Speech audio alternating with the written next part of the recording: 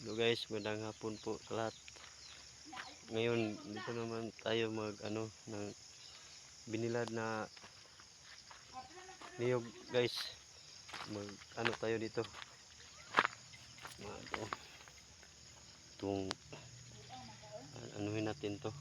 Kunin natin yung laman dito sa may kuan niyog. Ito na naman ang sasabuhin ko ngayon guys. May ano pa dito.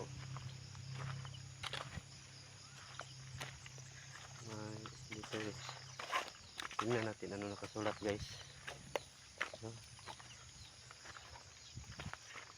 Lot for sale.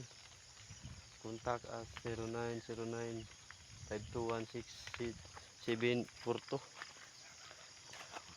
Guys, lot for sale. Dito lang nyo ito banda sa Pakibato guys. Sa pleno gilid ng highway. Ito guys. Ano tayo dito? Mga ganun ng niyog. Kagaya nito guys.